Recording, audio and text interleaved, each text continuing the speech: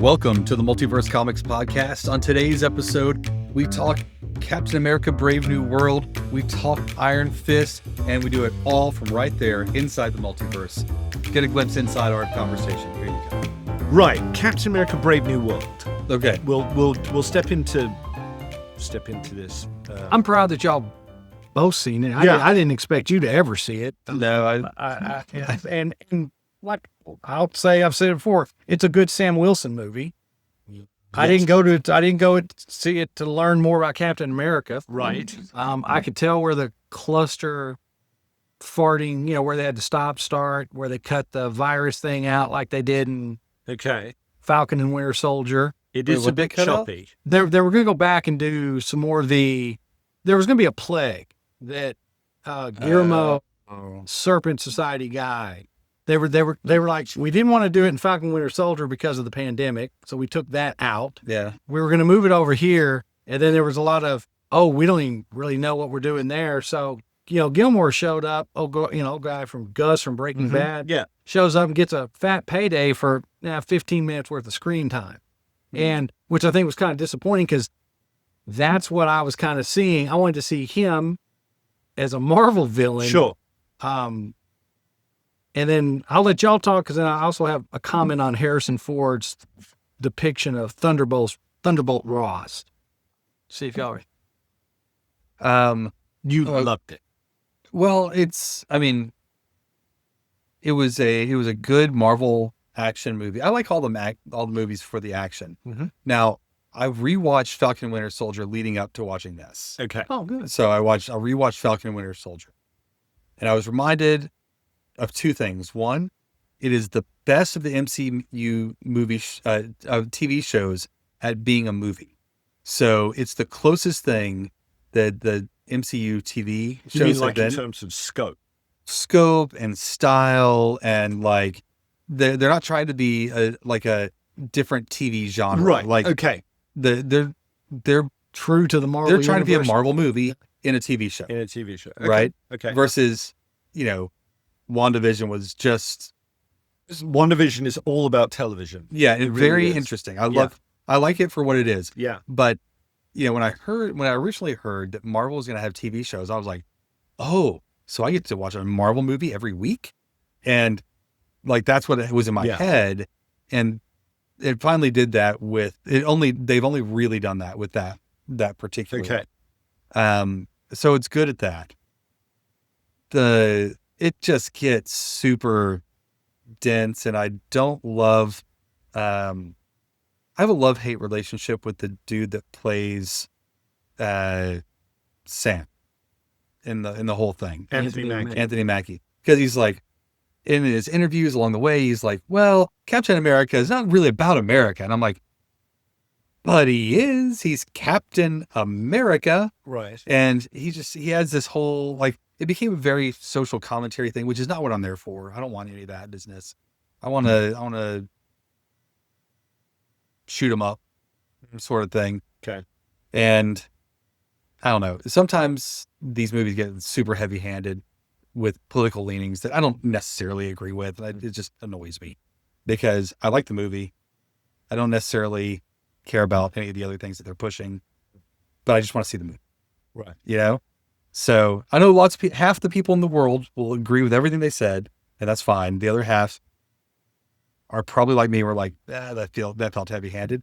So there were a couple of heavy-handed things that I was like, I don't even know if that needed to be like the big focus. Okay.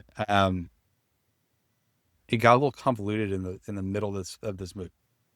So we had the deal where Isaiah, is that this guy's name? Yes. Yes. Isaiah Bradley. So Isaiah Bradley, spoilers, sorry. I think you're Get there. safe. Yeah. So Isaiah Bradley is falsely accused or hypnotized or something, Mind control. mind controlled, Right. into being naughty. He's a Manchurian candidate. Yes. Effectively. Yeah. Along with a bunch of other people. Sure. Right. So he is, but they played this guy as it felt like such a woe is me the whole time. Mm. Like the grumpy, old man. He's been through some stuff. True.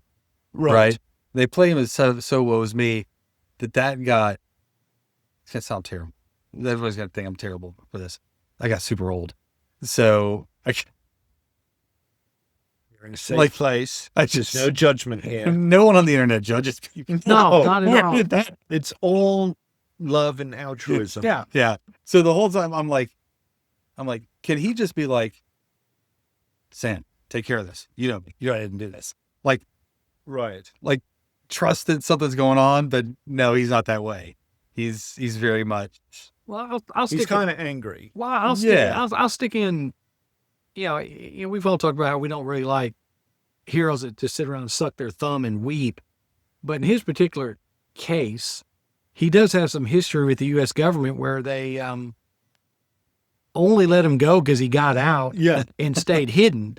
So I no, he's got a reason. Like the even then, if that had happened to me, and once again, this is not attacking your views or anything. I just maybe had a little sentence to this. If that happened to me, and I'm told I'm supposed to trust these people, I don't trust them. They've given me, and especially if I don't know what I did, because the leader got in my brain and made me suddenly like pink and turned me into a vegan. Well, I like my Whataburger. Right. And, that kind of betrayal is, I'm going to be confused. I don't even know if what I'm seeing is real. Right. I just, I get. So Falcon Winter Soldier. But yeah. No. Falcon Winter Soldier. They had this thing where at first he didn't want the shield because he couldn't get his head around. Yeah. Around. Steve was too representing big. America. No, it was about America. I couldn't get my head around representing America. And it became very much like a racial conversation in there, right? And, here's what I need from Captain America. And then they gave it to John. Yeah, who was very American, but also it was super soldier serum. And it was before the taco incident, so. Yes, pre-taco John. I don't know if they could. My taco shield. I don't know if they could have turned that one into a taco. No. Well, maybe. Well, I mean, it's vibranium. Maybe.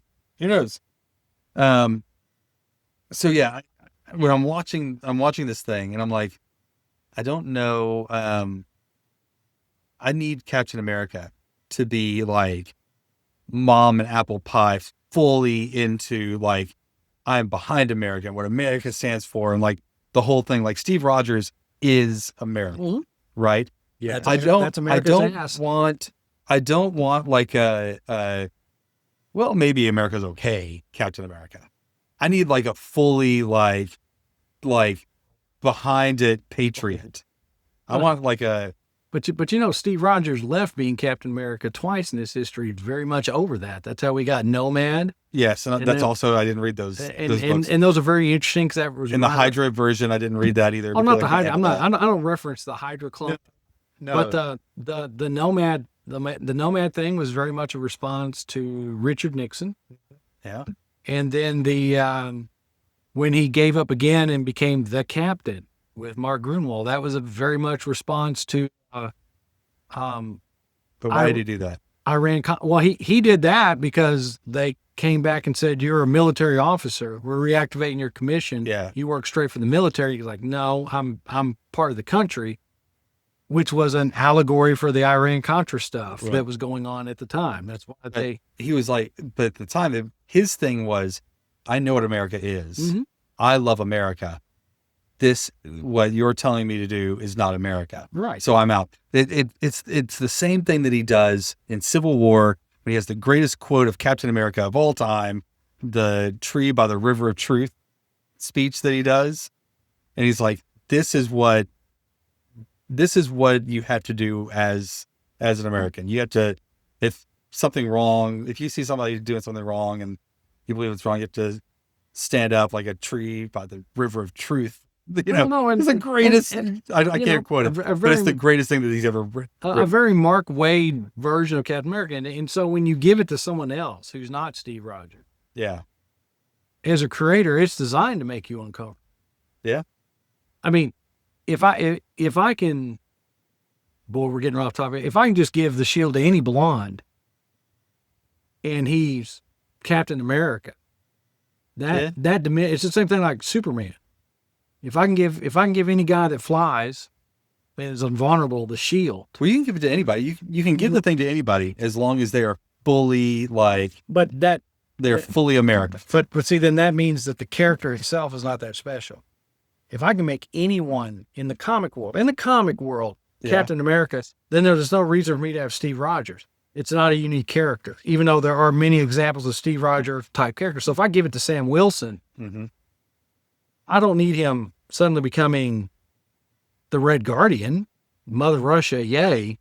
But I understand that he would not be Steve Rogers' mom and apple pie.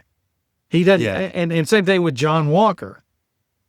John Walker was mom and apple pie, but he was tainted. Like something was off on him. Because at the end of the day, as a creator, movie director, comic book writer, I need you to like Steve Rogers so I can bring him back. Because if I can break Batman's back and put Azrael in the armor, and you're like, hey, that's great, then I don't need Bruce Wayne ever again.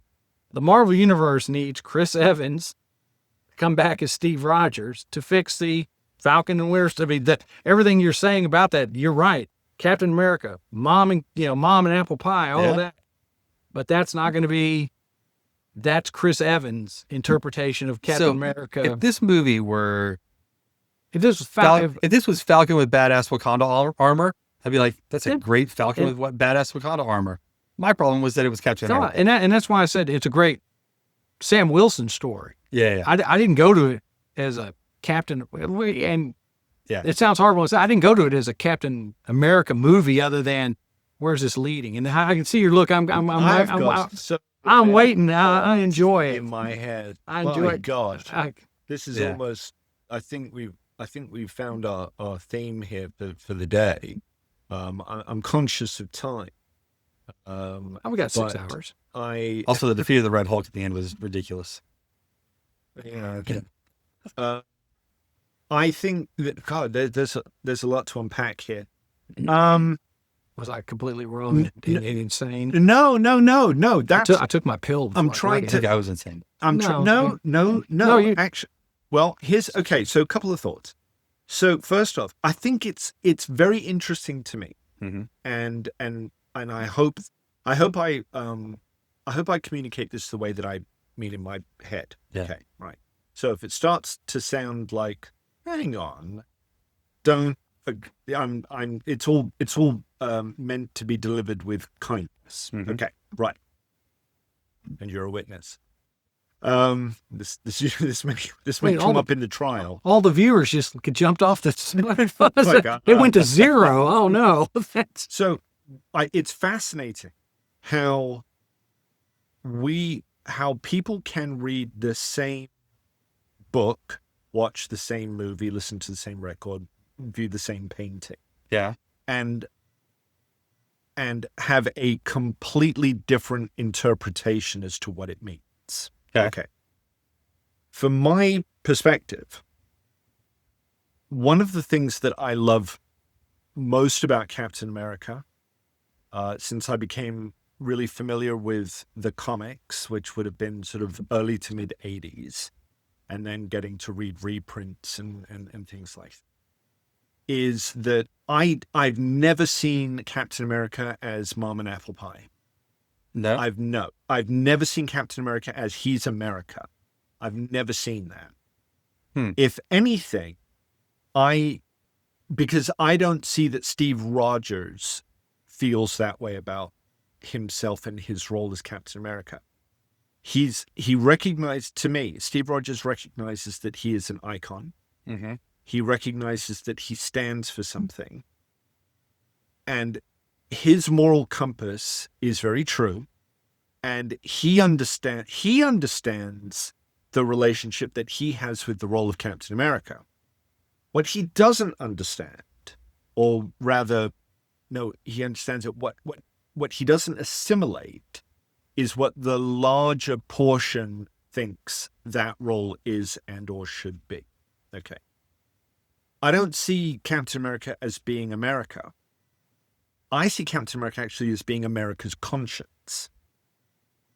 And that's very different. So when he comes out of World War II, because World War II, on the face of it, is, and I agree with this. I believe that was a righteous war. I do. Okay. How we got into it, the circumstances behind it, and all these things, that's for the history buffs to debate and argue and what have you. But at its core, to me, I look at that conflict and say, however which way it was that we got there, and certainly however which way that it ended, okay, for one moment, I hope we all take on board that had America not been involved in that conflict, I believe that it is fair to say that an entire group of people on this planet very well may have been wiped out, because gosh knows their final solution was doing a pretty damn good job of that. Okay. That alone, to me, makes that a righteous thing to be involved in. Okay. And certainly, Pulls up. Yeah. And so certainly at the time, you know, there's a story that I read once, and it was talking about how America really didn't want to get involved in World War II. And then you had the bombing at Pearl Harbor, and then the next morning you've got a response. They all want to be in. Everybody's like, okay, because now they're in, you know, our backyard, and we're not going to have that. And the thing that I read was talking about the suicide rates of American men who were rejected, who were 4F. Yeah. Because you could go back to your mom, okay, or your wife or your family or you know, whoever your friends have gone, and try and explain, I've got a perforated eardrum, I've got flat feet, I'm asthma, whatever it was that got you that 4F designation.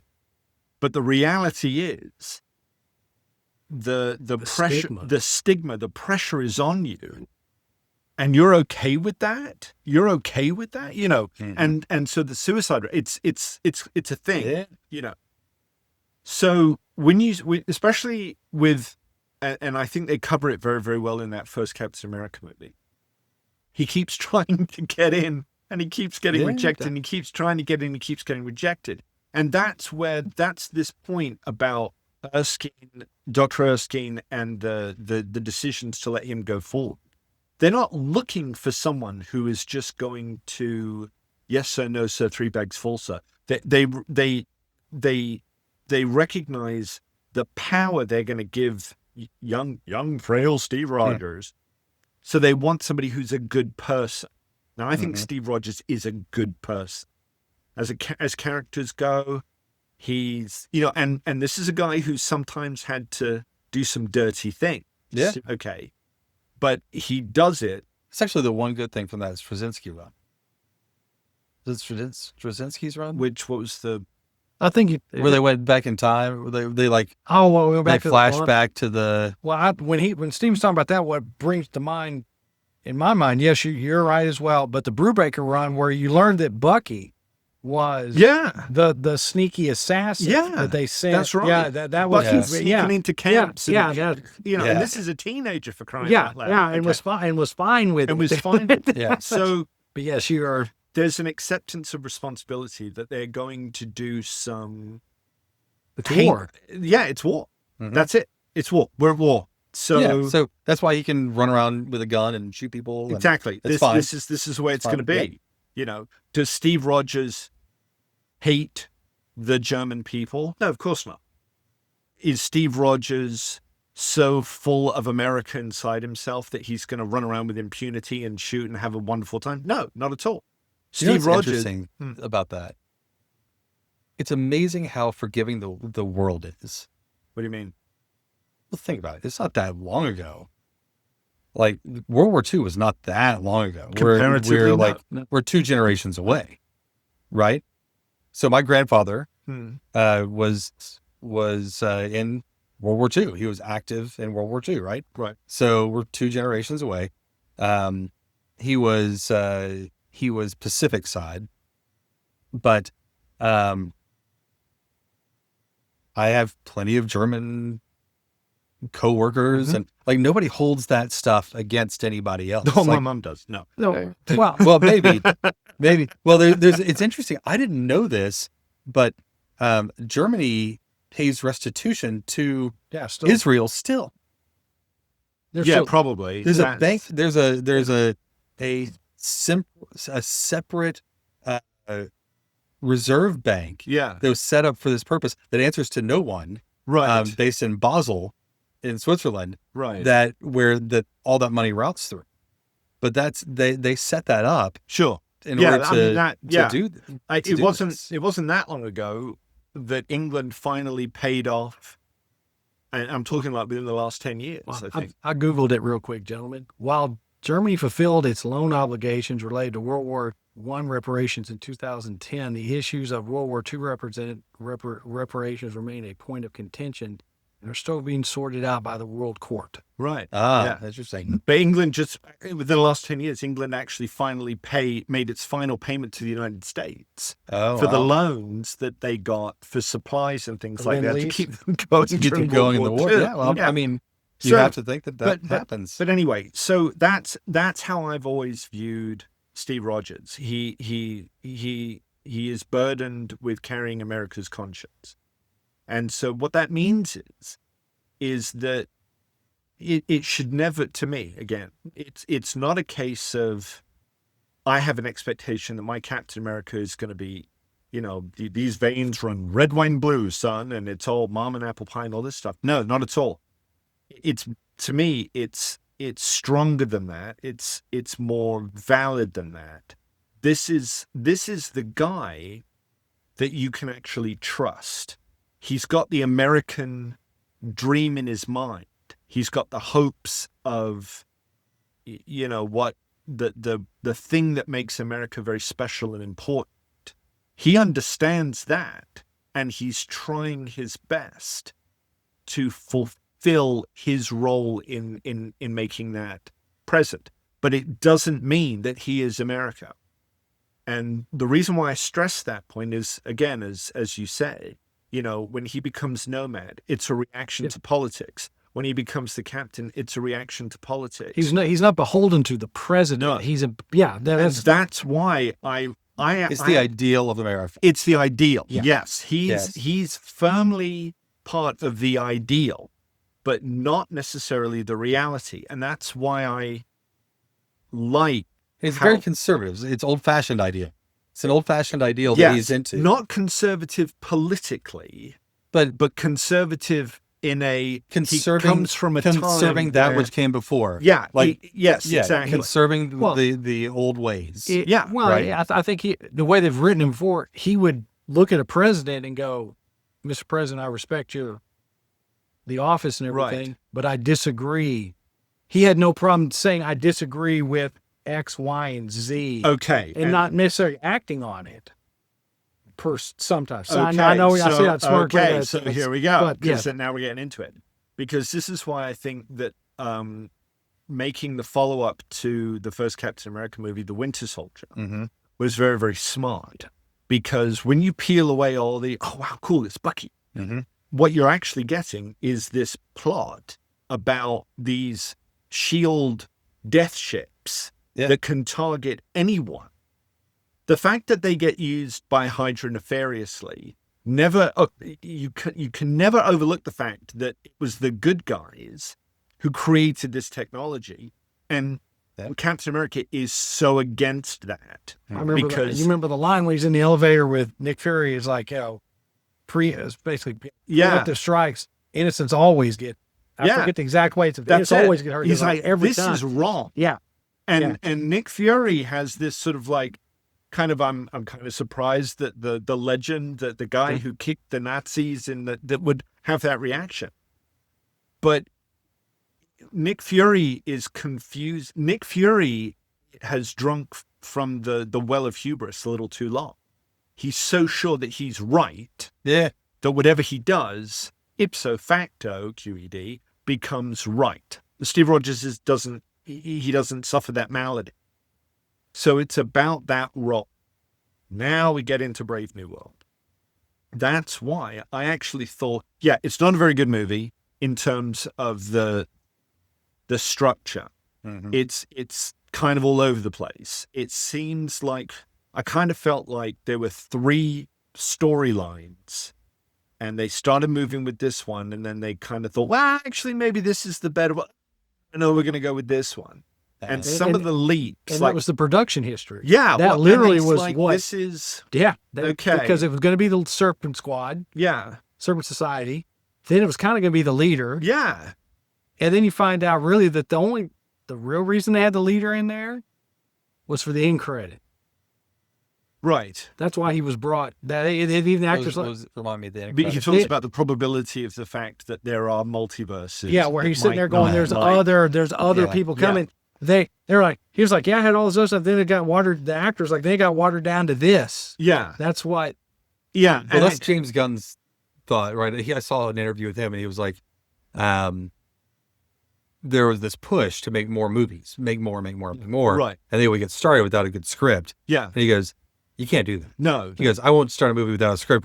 We just canceled one because I never could get a script I liked. That's right. And one of the ones that I was excited about, everybody else was excited about. We were like, not going to work because it's not a good script. Yeah, that's it, and that's very, very important. So, so there's flaws and there's things that not really like I have a problem with this, politically or, it's not stepping on any sort of sacred ground for me or anything like that. But to me, I'm watching this and I'm like, I feel like I am actually watching a Captain America film. Because again, in my view, Captain America is not... Steve Rogers is Captain America. Captain America is not Steve Rogers. Captain America is the icon. It's the job kind of a thing. Yeah. In this narrative, which we've seen in the comics as well, Sam Wilson becomes Captain America. Mm-hmm. I find that very interesting. Because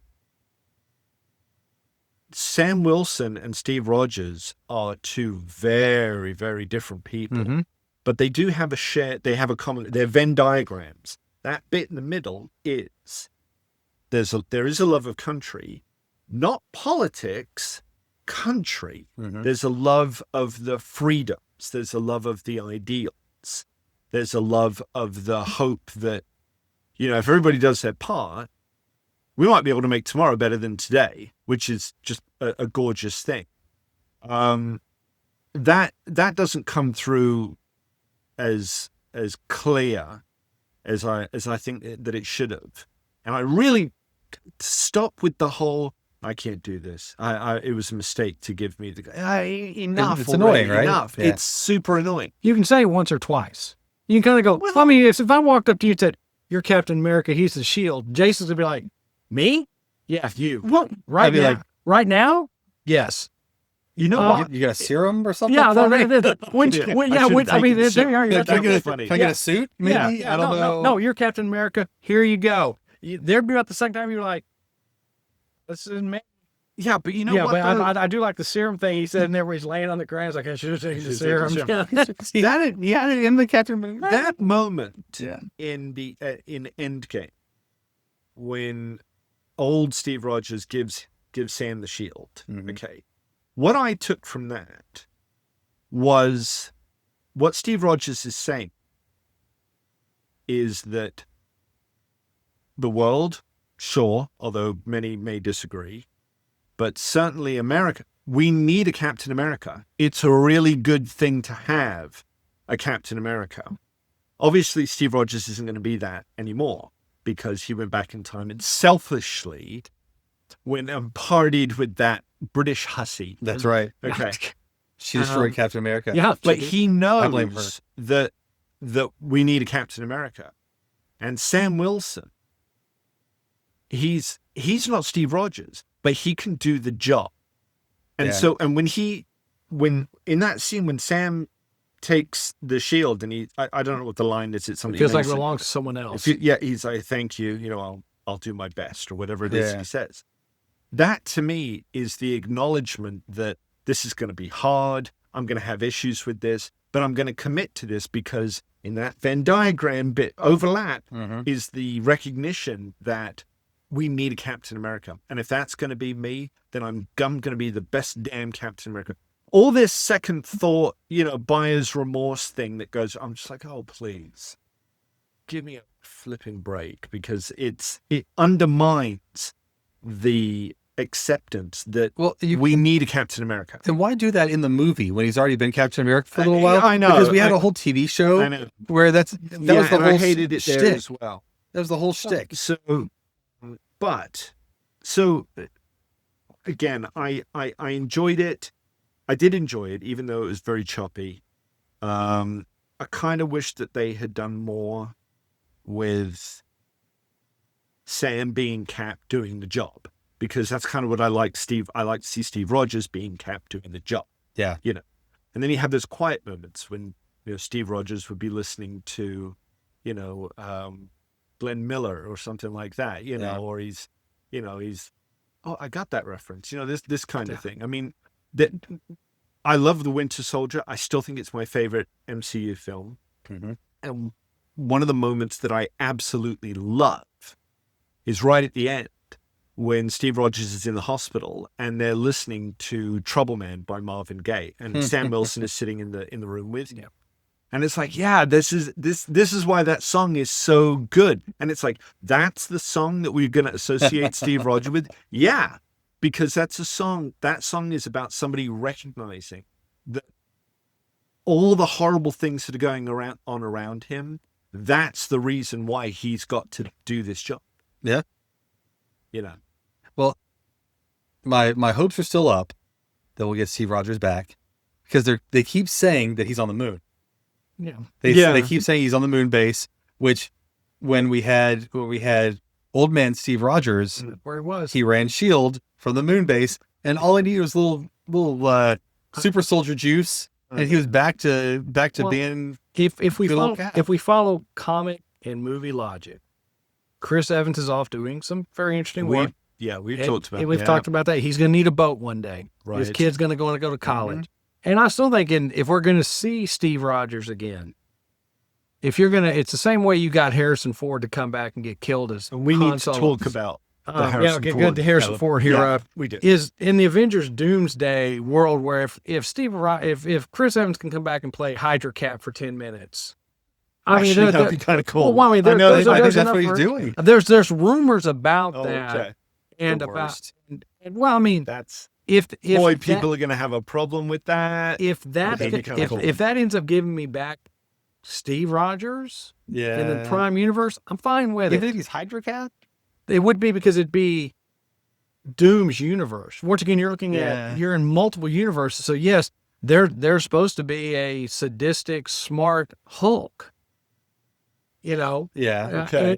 And where, maybe Baron Zemo's the good guy for just a minute. With like Maestro type Hulk. Yeah, kind of that, but more like, evil scientist. Okay. So sorry. No. It's like, I'm hearing this and I'm like, actually, that'd be kind of cool to see. But I have the benefit of having been there from the beginning to watch all these films. Yeah. Imagine you're a kid and you've just discovered you're finally going to get to go and see an Avengers movie on the big screen. Yep. And you go in and it's Iron Man is Dr. Doom, Captain America is Hydra Cap, Hulk is, you would be like, Mom. Well, here's the other problem that I have. They're building this whole new wave on the foundation of Sam assembling the Avengers, the foundation of Sam Wilson Cap, which I think is a shaky foundation. Well, he's not Sam Wilson Cap. You need who assembles the Avengers? You need Nick Fury to assemble the Avengers. I don't think Sam Wilson Cap is a great leader by any stretch. He's too. Leaders can't be wishy-washy. Leaders need to make decisions. And he is too that's bad hesitant. writing, though. I think that's bad writing. I think the character himself can the character as presented in the movies is too hesitant. No, I know, to and be again, that's the my foundation. problem with Well, Yeah. but also we're ignoring the other Avengers from Thunderbolts. Oh, the new Avengers. Right. So you remember we're talking about building teams. Right now, what's going on? So we're the Avengers with the Z. Well, Avengers. in that world, there's obviously some chaos because who are the Avengers? We got two teams of Avengers. Yeah. Who's Sam's team? Who's financing them? Because this group over here with Valentina is the government. She's got Right. government money. Sam Wilson is not Tony Stark. No. Tony Stark didn't leave. So I don't think we have to drill down too hard about. I don't think the next Avengers movie after Doomsday, because Doomsday is going to be Sam Wilson, ringing the bell going, oh crap, that's Tony. And he's calling himself Dr. Doom. And why did he just vaporize Peter Parker? Right.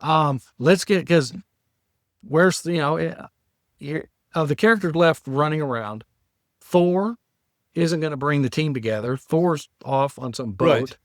Right. Black Widow's dead. Hawkeye didn't ever want to lead either. You could ride a West Coast Avenger, but you could. Banner so it's going to be Sam. I'll do it. Yeah, so it's going to be Sam on this side of this, but I trust that the Russo brothers will put together a solid, because right now we're dealing with non-Russo brothers things that are You floating could have around. Captain Marvel. What? No. Okay, so hold on. Let me jump in. So here's my take on that. Okay. So as far as the MCU is concerned, Nick Fury's the guy who gets the Avengers going, because it's the Avengers Initiative. Okay. Shield's broken now. Only to realize that was actually, he failed at that. Nick Fury absolutely fails at that. Why? Because he does not exert the control over that group of individuals that he thought he would. He's absolutely not controlling Tony Stark. No. He ain't controlling Steve Rogers. And the Thunder God, yeah, good luck. So that becomes a failure.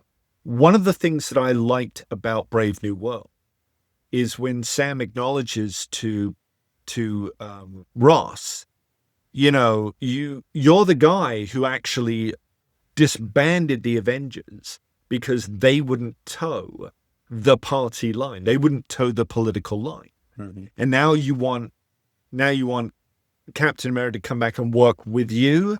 No, that's not how it works. So in that moment, I was thinking about the Avengers so Sam is going to go and is he going to create an Avengers team? Yeah, of course he is. You know why? Because he doesn't want somebody like Ross. He doesn't want somebody like Nick Fury creating the team, because he recognizes the same way that Steve Rogers recognized that the beauty, what makes the Avengers work is that they are individuals who are taking this enormous responsibility on their shoulders, whether it's legal or not. That's for Civil War to hammer out. But this is why they can't be a government agency, because they'll be told who the bad guys are. And they even make that point in an earlier film. Don't forget, when it comes to the Civil War, the comic series, Captain America, it's actually one of the things that I don't like about it, because I don't think Steve Rogers would ever have gotten that far.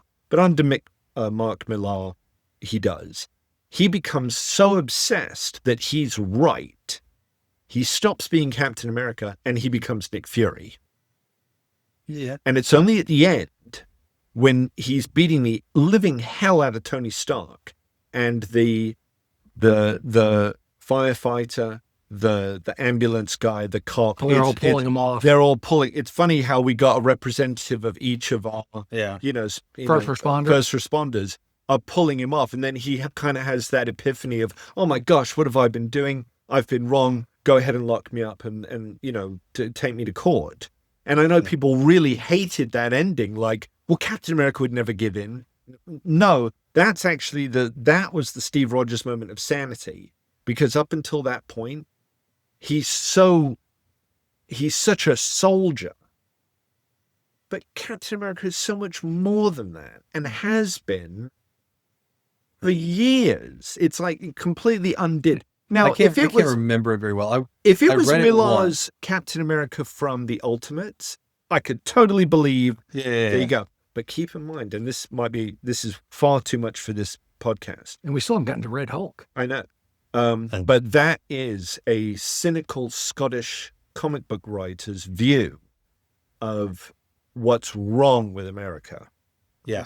The ultimate Captain America. And Captain America in Civil War. Yeah. That, well, Americans, you give them enough power and they always think they're right and yada, yada, yada, which is kind of a really crummy way of saying you weren't paying attention to this character at all. Mm-hmm.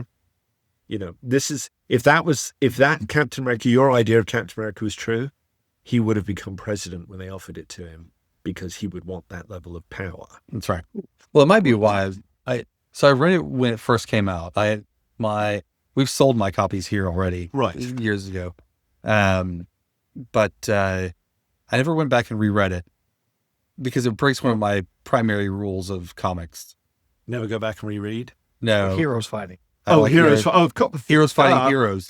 I don't like heroes fighting. I like heroes fighting heroes, and I don't like heroes turning into bad guys. I go back to it every couple of years. I'll read it about once a year. And I find that I like it less every time I read it. I like certain elements. Like my favorite, I don't know why it hits me this way, is when the Punisher finally shows up. Yes. And joined, and everyone's like, he is batshit crazy. Yes. And he and Steve Rogers is just beating the shit out of him. And he's like, why don't you fight back? And in a very unfrank-like manner, he's like, I'm not fighting you. Yeah. I'm not fighting Steve Rogers. I like that part. That one part really grabs me. Yes, me too. I kind of giggle when Spider-Man reveals his identity again and J. Jonah Jameson passes out. I really like the problems it causes in the Fantastic Four family dynamic. Yes. Because that was very interesting. Overall, as a story, it's probably in my top 50 of events. I acknowledge what it did at the time because it pulled Marvel out of the slump it was in, and it asked a very hard question. What side are you on? Well, that, and like even things like Tigra being a kind of a stool pigeon, and some of this other stuff was very interesting, but it's not. No, it's that. When did that come out? That was 2006, 2007, somewhere in there. I think, it was 2006. I think the comic books got kids, not the movie. Yeah. So my middle girl, she was 5, and she was. I walked into the living room one day, and she had a copy of. She'd picked up my copy of it. And she's kind of flicking through it, and I thought, because there was this whole meme thing going on with the internet. Whose side are you on? Yeah. And people were putting in I've actually still got them because I was taking screenshots and I found them not too long ago. 2006. And there's, I'm with Ernest Borgnine. That's one of my favorites. I'm with, there's so many of them. And some of them are really, I'm with Scorpio from The Simpsons, the Bond villain. Yeah. And that was kind of funny. But she's looking at it and I said to her, whose side are you on? And she kind of just looked up and she went, mine. The girl after my own heart. That's like, you're going to be okay. You're going to be okay. Right. Red Hulk, real quick. Okay, fine. This could be a 2-parter. Go ahead. What'd you think? Okay, so the Red Hulk is a villain. You needed to introduce him into the Marvel Universe. You were wanting to. Okay. Fine. And granted, it wasn't your original plan because the actor passed away. I've described it to you. What happened? Was your original plan? William Hurt. William Hurt from Civil War. He was that, and so he died. And when he passed away, they went to Harrison, and Harrison's like, and they went money, and he was like, I like money. Yeah. I'm already getting a great quote about that with them. Yeah, I like the Star Wars money. I guess I'll take more Marvel, more Disney money. There's a bit on the talk show he did where it was like, do you ever just feel dumb in that motion capture suit when you're running around just acting like Hulk and all that? Do you ever feel dumb doing that? He goes, that's what the money's for. Yeah. I can appreciate Harrison's honesty. And you also know, kids, when he comes to Hearst to fly his helicopters, a Bell helicopter, he eats over at Witten's, right over there. There you go. And But leave him alone. leave him alone. He'll approach you. Don't approach him. Yeah. So I'm going to acknowledge you had to put this all in there. And comic book fans will understand kind of what I'm trying to describe. The flashback sequences when Harrison Ford is playing Thunderbolt Ross and he is up in the podium and he is just screaming, being un-William Hurt-like. Right. That reminds me of Sal Buscema's artistry of Thunderbolt Ross, where his head's cocked sideways, mouth is drawn wet, which was fine for that Hulk era. Right. William Hurt was Peter David's Thunderbolt Ross, where his shit was more together, but he had rage. You saw it because I told both of y'all, see the second Hulk movie before you go see this one, because you're pulling in the leader, you're pulling in history from Thunderbolt Ross. Harrison did a okay job of what he was given. But just the whole time I was going, this isn't the isn't the Ross. And even the little joke about, oh, your mustache is gone. Yeah, they told, that was, that because William Hurt always had a mustache. Probably one of the weaker performances I've seen Harrison do. He played the president. Okay. Nothing remarkable. He does that all the time. Yeah. Well, one of the greatest movies of all time. He's done that, but for this particular it's in my top 50 for sure. I will rewatch it on the regular. It was, for an opponent for the Falcon with a Wakandan suit. Yes. It almost made sense. Falcon cap without the Wakandan suit would have been torn into two and been jello on the ground. Yes. There just would have been. Why is it that, so here's the problem with the Wakandan suit, right? The Wakandan suit absorbs force and then redirects it, right? Releases it. So why isn't he like fully tit for tat? Like, oh, take a punch, give a punch. Well, but he doesn't. He just sits there and takes a beating forever. In the movie, someone brought that up to me. And so I went back and watched the first Black Panther movie. And T'Challa never punches people when he's absorbed. He'll punch the ground. He'll do something to AOE for the gamers, area of effect, attack. Yeah. So I don't, look at that. And I got gamer cred there. My World of Warcraft days coming back to me. GoldenEye, here we are. Nothing like shooting someone on their shit and a half for a video game open. Most deadly. Yeah, but he would land on the ground. He'd do the superhero landing. He'd punch the ground, and it would, I never saw him like run up and hit Thanos blow for blow, because I guess that would explode back. If I run up, I punch you, I'm going this way. Right. Could be wrong, kids. If there's physicists watching this, that might be great. Do that. You're a Falcon. You can fly. Well, there's with the Hulk's gonna throw things, and I can't remember because I've only seen the movie once. I don't know if he put those wings around him so the Hulk could sit there and just beat on him for a while and be like, okay, how long does it take for it's gonna release? 10 seconds, kind of, because it should have blown the Hulk back. Well, he stabs. He does. He does that. So, yes, the Wakandan technology is what kept him alive. How he utilizes it. Right. I'll tell you what, I'm gonna go home tonight and rewatch the damn thing because I'm on vacation. So he's really bad at it. He was. I knew how to use the suit better than he did, and I've only been watching for like an hour and a half. But I will put to you, you're good at that, but if a Red Hulk showed up and started throwing stuff around, I don't care how many comic books I've read or how prepared I am, that's going to give me a moment of pause. And I'm going to think as I'm emptying my bowels in my suit that it's going to take me a minute to put my strategy together. I'm thinking I may call my buddy the other Hulk to come take care of this. Like, I think you don't have a street level like hero fight the Hulk. Well, I mean, Spidey could. That's bad. But Spidey doesn't fight the Hulk. He beat the Spider-Man, beat the Juggernaut. Well, all you have to do with Juggernaut is take the helmet off. That's a lot of good. But before the movie, we'll get out of the comic game. For the movie, for me, take the helmet off, then Professor X can get in there. Harrison Ford was kind of wasted to me. You could have given him something other to do. I mean, you filled in. It was a fill. I understand it's the same problem we had with how to release Black Widow in the theater. You're caught in this weird thing where you don't know if it should be streaming, should be here. It's why it didn't make money. All that. You lost your. It's like when Carrie Fisher died in Star Wars. Well, okay, shit. What are we gonna do? Yeah. So this wasn't their original intent. Harrison Ford's a good actor and a good dude for showing up and doing this. Yes. And he did what he was paid to do. Before I was kind of excited. I wanted to see the Red Hulk again, maybe with the Green Hulk and all that. But after this outing, I don't care if I see the Red Hulk again or not. I know he's on the raft with Baron Zemo and one other person. I think there's 3 people on the raft right now. Sounds like Thunderbolts. Well, the leader is on the raft as well. Yeah, leader. Okay, so yeah, that's the 3. I forgot that. Which, I have to say, I'm very disappointed that they went with this bubbly, lumpy brain. I wanted the straight up with the same. They went with the McFarlane look for leader. I want and that green, that kind of olive drab. No, we want Hulk green with the big head. Straight up in his little widow's peak hairline at the top, just like.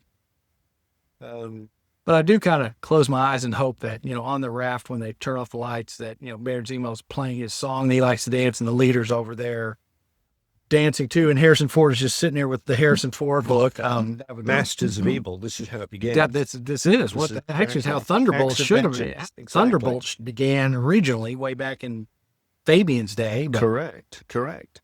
No, I agree with you. I do. I thought, Ford, he comes in, he does the job. He's very good at what he does. He's a master of, being Harrison Ford in movies. Kind of, yeah. But also, kind of like Jeff Goldblum. The dialogue can be gibberish. The dialogue can be fanciful gobbledygook, and he'll give it. He'll give it all that it needs to stick the landing. Seeing Red Hulk destroy significant monuments in Washington, D.C. was mildly amusing. But I felt at that point in the film, it kind of felt like the film that I hoped that I was going to see, which was more of a spy, this sort of, because Winter Soldier, again, they got the balance between this 70s conspiracy thriller and the fantastic superhero stuff. Yeah. And watching this Brave New World, to me, I'm like, this could have been a film like that, and it would have been, and it has moments like I was noticing the positioning of the camera when Isaiah Bradley jumps out of the White House and he's running and they're chasing him, and all of a sudden you get this kind of zoom focus in on them chasing him, and all of a sudden I was like, all of a sudden we're getting very kind of parallax view here, aren't we? That's kind of cool. But then that goes away. Yeah. And I'm like, well, hold on a second. Where did that film go? Because that was the film that I wanted to see. Yeah. Which reminds me, and I've got to shove this point in. Isaiah Bradley. I think it's awesome that they've included that character into the MCU. But it feels like that. Have you read Truth, Red, White, and Black, the Morales, Carl Baker miniseries? Okay. I don't know that you might not necessarily like it, but I think it's worth a read. If you're a Captain America fan, you should read it, because it is making the point again about why it's really important that somebody like Steve Rogers is Captain America, because this is the whole kind of, we're going to use the Tuskegee Airmen experiments as foundation for this. So when you see it, Isaiah Bradley is in the movie. He was in prison for 30 years. They locked him away. They did experiments on him, and all of these things. I'm noticing that they reference this, and this is why he's so angry. This is why he gets so upset.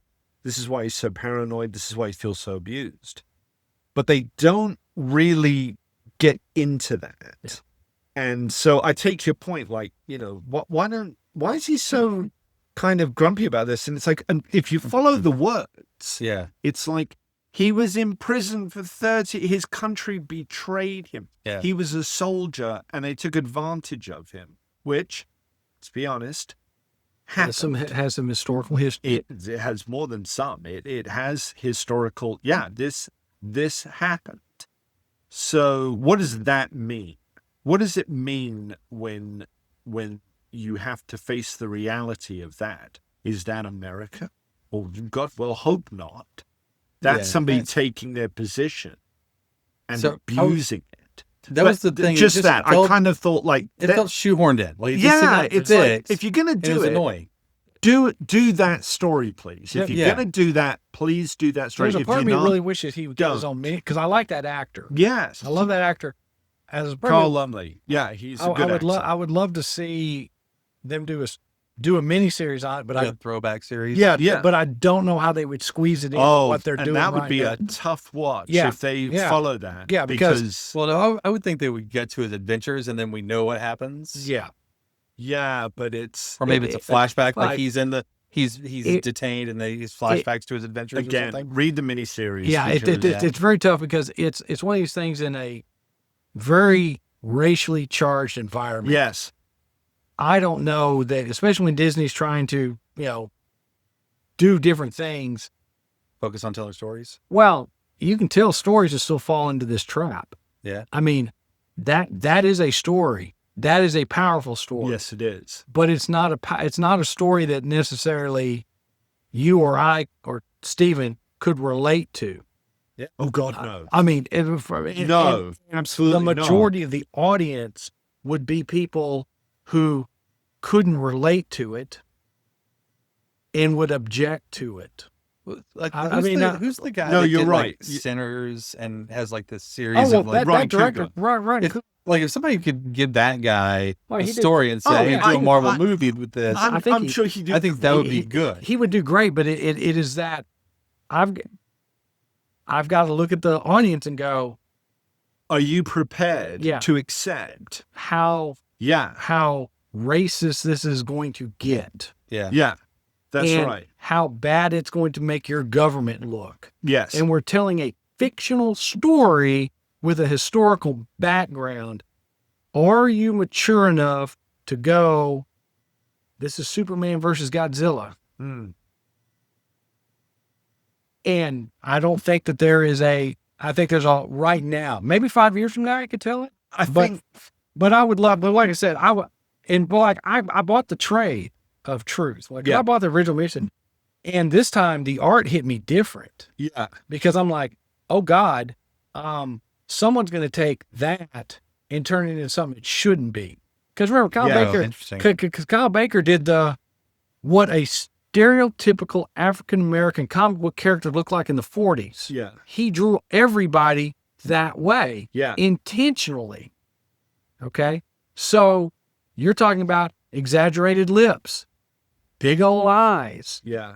Yes, all the dialogue is historically accurate for the time frame, and the way African Americans were portrayed in comics, that's accurate. Yeah. It's telling a Captain America story. So if I'm handing this to somebody, what gets lost is people are going to look at that. Very few African Americans are going to look at that and complain. It's going to be everybody else. Yes, that's and then you lose the story. Yeah. No, that's right. And so that's where I want to see, because I love that actor. I would love Keith David, who just got. Did you see he got his a star on the Hall of Fame? Yeah. I'd love to see the two of them do something together in that universe, because that would be, and get, Yeah, it's a very powerful story. And bring Giant Man back. Let's get them all in there. Looks like we're going to get Patriot. Maybe. I keep hearing all this Young Avenger stuff, and they keep talking about it, and they keep introducing them. They're laying the groundwork. We've got Cassie, we've got they've got young Miss Marvel. They've got the people, and you keep seeing all these fake casting things. Got Ironheart. Yeah, you see all this, but like the Marvel bigwigs are first like, oh yeah, we're doing it. Now it's like, we might be doing it. We don't. I was very excited, because once again, they also said they were going to bring the Defenders back. Yeah, and it sounds like they're going to squeeze two of them into the next season of Daredevil.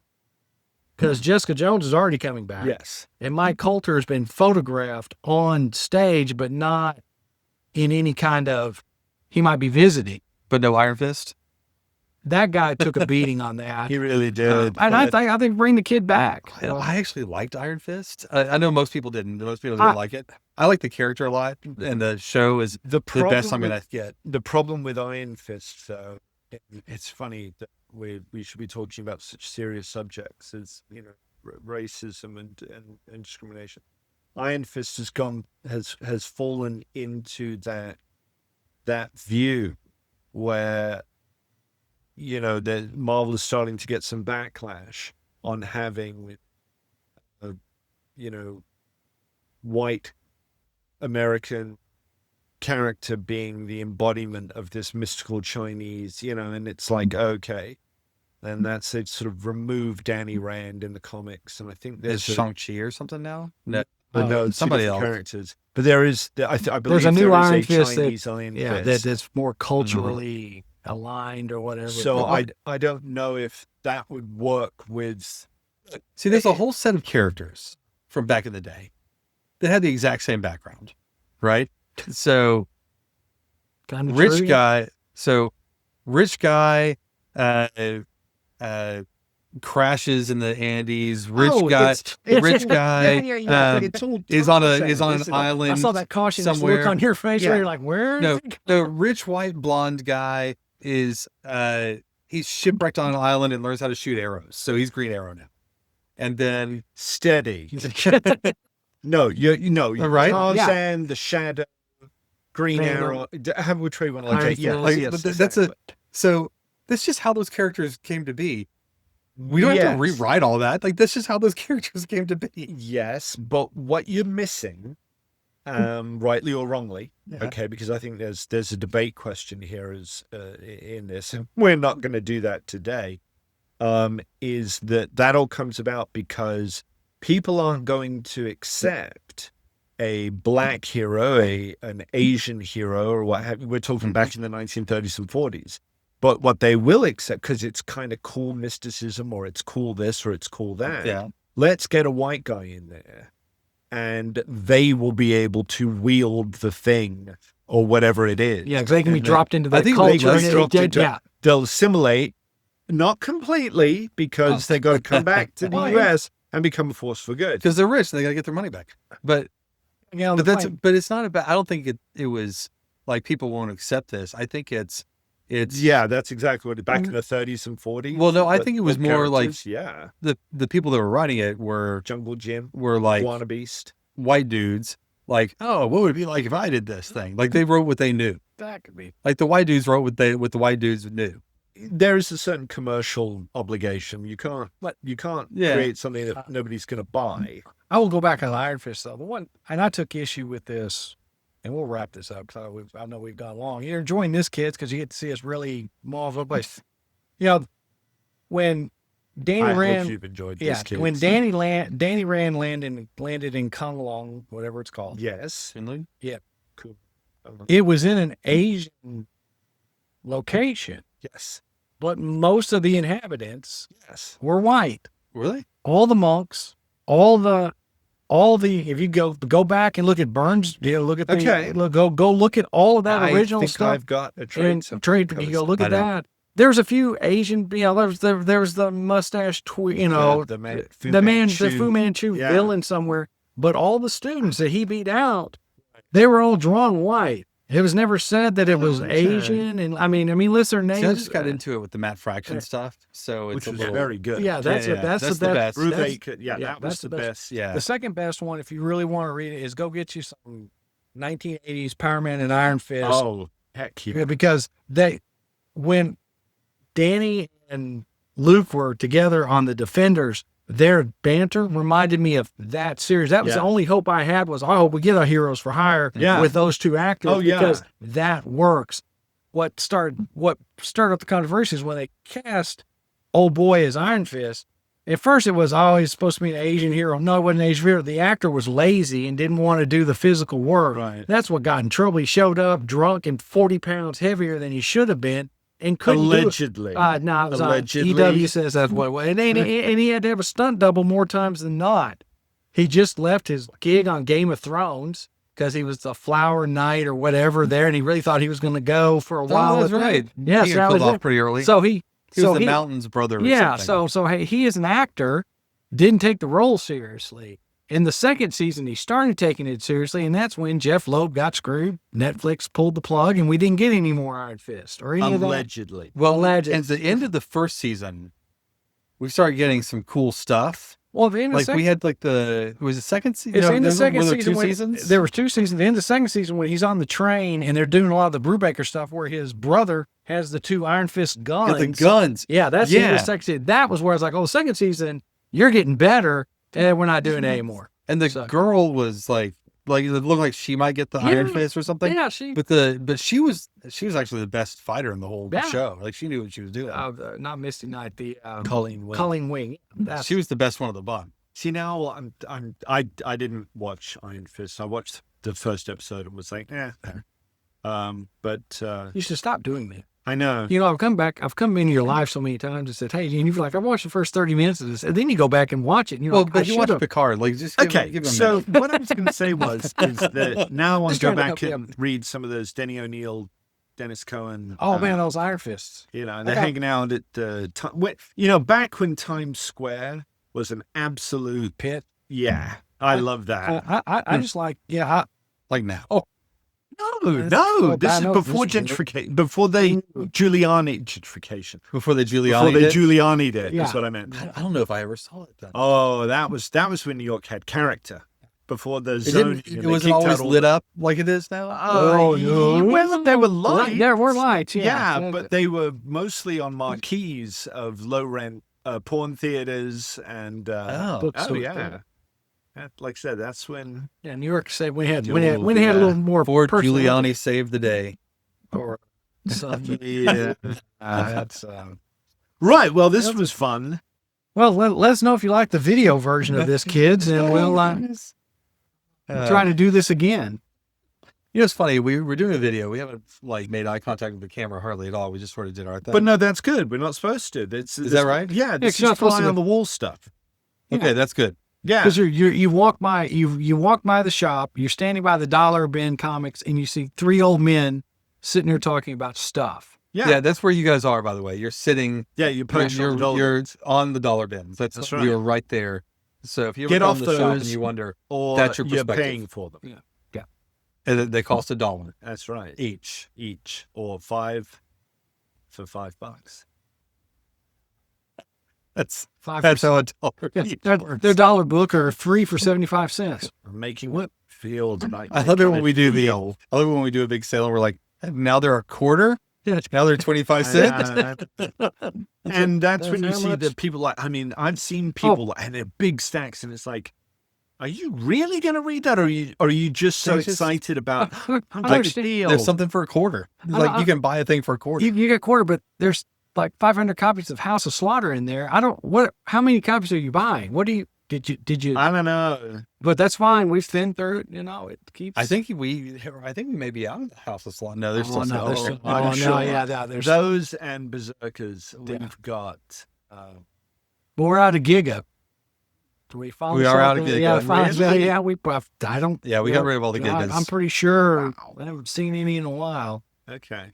Well, there we are, kids. There you go. That's it. All right. See you next time. Thank you for watching and listening to the Multiverse Comics podcast. If you'd like to come see us in person, you can do that at the Multiverse in Hearst. That's our brick and mortar store where this was filmed. If you'd like to shop with us online, you can do it at www.multiverse.shop. Till next time, keep reading comics.